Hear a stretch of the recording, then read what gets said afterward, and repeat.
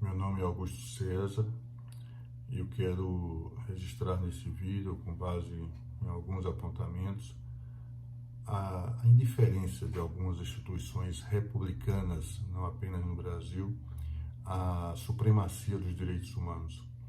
E pretendo fazê-lo a partir da premissa, para mim indefectível, de que a democracia não se resolve apenas no binômio liberdade e participação.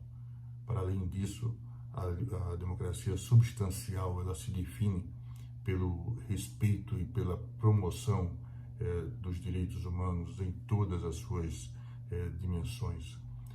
Não vou referir aqui nenhuma medida de governo, nenhuma atividade legislativa, nenhuma decisão judicial em particular. Quero deixar àquele que me vê ou ouve a prerrogativa de ligar nomes a pessoas ou órgãos de poder, se evidentemente comigo concordar.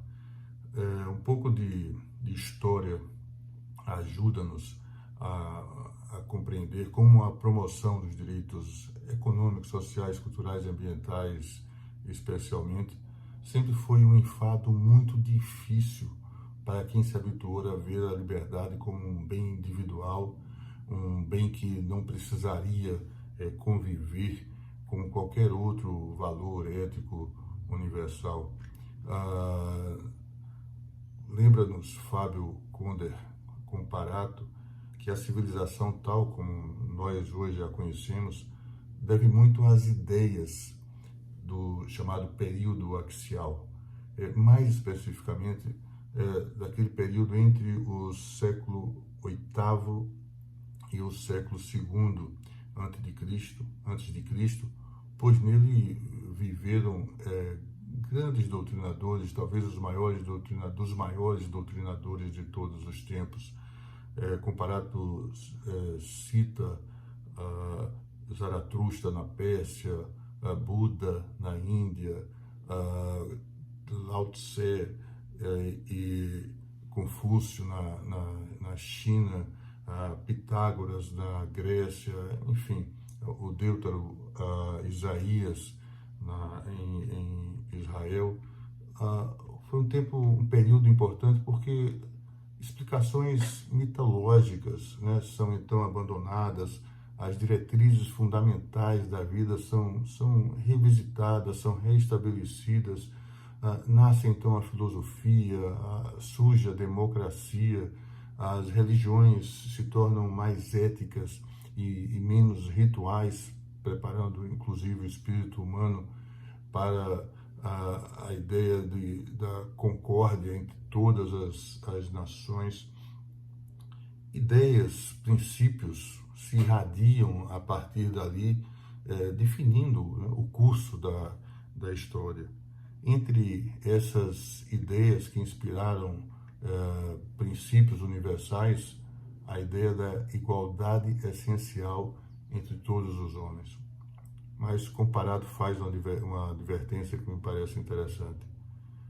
Aspas, foram necessários 25 séculos para que a primeira organização internacional a englobar quase a totalidade dos povos da Terra, as Nações Unidas, proclamasse na abertura de uma Declaração Universal de Direitos Humanos que, aspas para a Declaração Universal, todos os homens nascem livres e iguais em dignidade e direitos.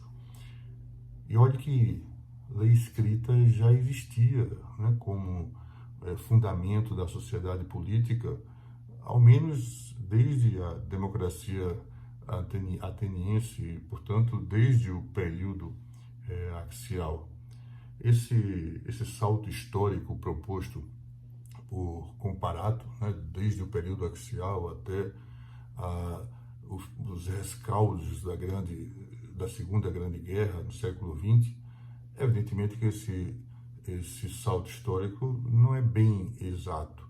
E não é exato porque os direitos humanos, né, assim ainda não compreendidos naquele tempo, mas esses direitos que significavam a liberdade do poder econômico, estão garantidos, essas liberdades individuais estão garantidas por leis escritas, por leis universais, há muito mais tempo, né? Basta lembrar a Magna Carta de 1215, né, que protegia os barões ingleses contra a opressão monárquica.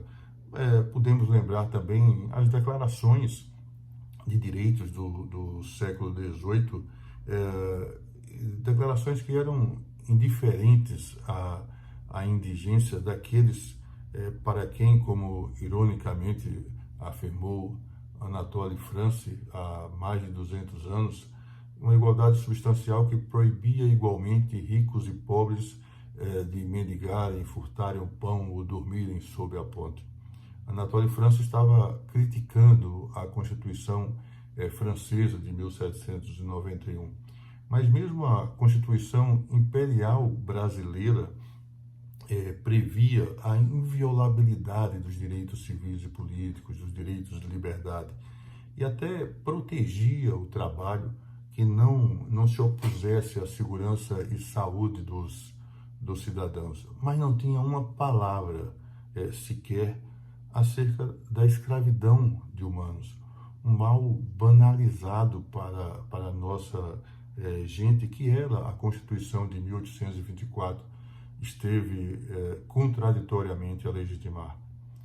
E é ingênuo pensar que a Declaração Universal de Direitos Humanos de 1948 teria finalmente acordado, despertado o mundo civilizado definitivamente para a interdependência entre os direitos sociais e todas as liberdades. Mesmo após proclamada a Declaração Universal de Direitos Humanos, a visão individualista ou egoísta do homem sempre prevaleceu. Como reação a isso, houve inclusive países que não quiseram assinar, se opuseram, se abstiveram e não assinaram a Declaração Universal de Direitos Humanos de 48, porque ela estaria a assegurar direitos a cada um dos homens, como se o homem que conquistasse esses direitos em um processo judicial, por exemplo, pudesse exercê-lo em prejuízo ou indiferente a todos os outros homens que não houvessem reivindicado esses direitos. A pandemia do Covid-19 é emblemática nesse sentido, porque revela o risco de se ter a saúde, por exemplo, como direito assegurado somente a quem o reivindica e por ele pode, na prática, pagar. Os dois pactos de 1966, que serviram para positivar os direitos humanos proclamados na Declaração Universal de 1948, tardaram 18 anos para surgirem, né, no nosso catálogo de direitos universais. E tardaram 18 anos porque os países onde imperava o liberalismo econômico, político, esse mesmo liberalismo que hoje reconhece sua incompetência para salvar pobres e miseráveis dessa morte pandêmica que se anuncia, esses países se opunham à consagração como direitos universais do direito à saúde, à educação, à moradia, ao trabalho decente, enfim. Eles exigiram dois pactos. Um pacto comportaria as liberdades civis e políticas e, portanto, direitos que poderiam, né, ter realização imediata, e um outro pacto, o Pacto sobre Direitos Econômicos, Sociais e Culturais, que era e é propositalmente evasivo quanto não apenas à possibilidade de imediata efetividade, mas também a possibilidade de monitoramento do seu cumprimento, né, pelos Estados-membros a partir da atuação de alguma organização internacional. Aqui nas Américas, a nossa América, a Convenção Americana de Direitos Humanos previu a progressividade dos direitos econômicos, sociais e culturais, o que é muito importante, mas não previu mais nada a respeito dos direitos econômicos, sociais e culturais. Previu apenas as liberdades. E por quê? Porque os Estados Unidos se opunham a endossar, a subscrever a Convenção Americana de Direitos Humanos se ela avançasse no sentido da promoção dos direitos econômicos, sociais e culturais. Ela foi assinada em 1969 com essa lacuna muito significativa e somente em 1988 entrou finalmente em vigor o seu protocolo adicional, né, o Protocolo de San Salvador, a finalmente veicular direitos sociais, inclusive o direito ao trabalho como oportunidade para uma existência digna. Quando levamos em conta as convenções da OIT, basta recordar que a Comissão de Peritos da Organização Internacional do Trabalho há 3 anos vem advertindo o governo brasileiro de que as suas convenções que tratam do direito à negociação coletiva, a convenções de acordos coletivos de trabalho, que são convenções que tratam, portanto, de princípios fundamentais que, segundo a Constituição de 1998 da OIT, prescindem, inclusive, de ratificação pelos Estados-membros. Diz a OIT que essas convenções da OIT, convenções que tratam de negociação coletiva, não autorizam aos sindicatos prever para os sindicatos essa função menor, essa função aviltante de atuarem prioritariamente na redução de direitos historicamente conquistados pelos trabalhadores que esses sindicatos representam. O governo e as instituições da República, não raro, fazem ouvidos moucos às advertências, para as advertências da OIT. Por quê? Porque, afinal, não é o habeas corpus ou qualquer outra garantia fundamental de direitos individuais que está sofrendo alguma suspensão, alguma restrição. Não importa se os tratados de direitos humanos no Brasil, já o disse o Supremo Tribunal Federal, não importa se esses tratados valem mais do que as leis, não importa se eles insistentemente, a exemplo do que ocorre, a leitura, do que se percebe a leitura da Convenção de Viena de 1993, não importa se esses tratados vêm insistindo na indivisibilidade, na inter-relação, na interdependência entre as liberdades civis e políticas e os direitos econômicos, sociais e culturais.